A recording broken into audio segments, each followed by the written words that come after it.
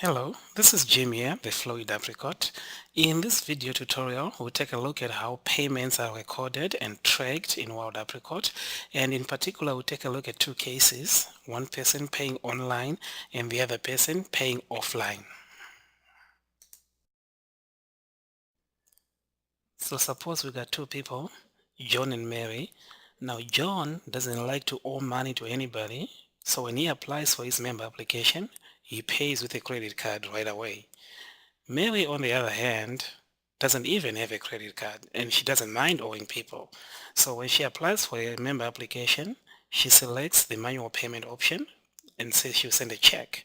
She also comes back and registers for an event, and again she opts to pay by check. So how does Wild Apricot handle these different transactions? Well, if we look at John's record, we'll see that he owes nothing. His balance is zero because he already paid online. Whereas Mary, on the other hand, she still owes $70, 50 for the member application plus 20 for the event registration. And if we take a closer look at Mary's financial transactions, we'll see that the system has already created two invoices, one for the member application and one for the event registration. This is because each transaction in Wild Apricot automatically generates an invoice. But if you look at the payments, we'll see that no payment has been recorded yet because Mary hasn't paid anything so far. On the other hand, if we go into John's record, so we'll see that yes, the system did create an invoice, but in addition to that, it also recorded a payment of $50. And we can also see how the payment was made. In this case, it was a credit card processed through authorized.net. So this will be the payment tender. So things like cash or check, those will be other forms of payment tender. Now, when a payment comes in, you can simply record it onto the account and simply say, well, this person has paid this much.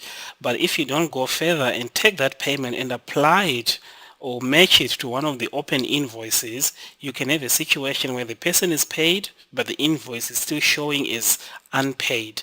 So to complete this process, you need to settle or match the payment to the invoice. So with online payments, we see that the system will automatically take that payment and settle it towards the member application invoice in this case.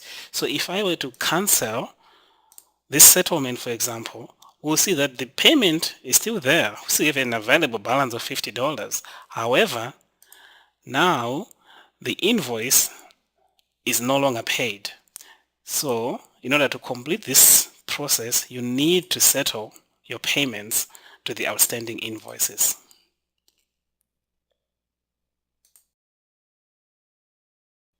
Now, suppose Mary decides to send us a check for $20 because that's all she can afford right now. So at this point, we can simply record that payment on Mary's account. It's $20, and the payment tender here is the check. And as you can see, right at this point, the payment is not settled. But if we go into Mary's record, we now see that her balance is now down to 50, even though both of the invoices, the two invoices, are still not paid at all. They still total $70 unpaid. So now we have a couple of options. We can say, okay, let's settle this $20 to the event invoice. That will just take care of that. But what if our organization requires that the member application needs to be paid in full before you can pay for your event or before you can attend an event? So in this case, we would have to settle this $20 not to the event invoice, but instead to the member application invoice. And if we do that, we see now the payment is settled in full. However, both invoices are still unpaid, and the member application invoice is now down to 30 from the original 50. Now, suppose Mary then shows up at our offices with a bag of cash and decides she wants to settle up everything she owes. She gives us $50 cash, but this time, instead of recording it on her account, we decide to record the payment directly onto one of the invoices. So let's say we go to the membership application invoice.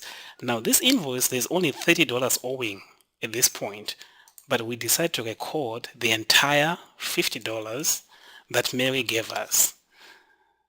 So what would happen in this case is the system will then say, okay, I'll take the $30 that I need for this invoice and settle it to the member application invoice, and the remaining 20 will simply be applied onto the account itself.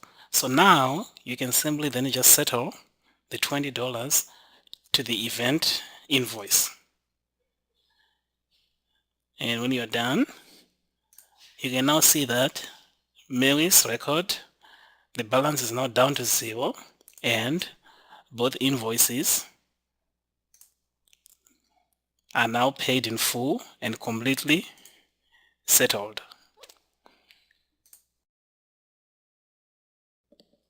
In this video, we just saw how payments are recorded and settled to invoices in Apricot. Thanks for watching.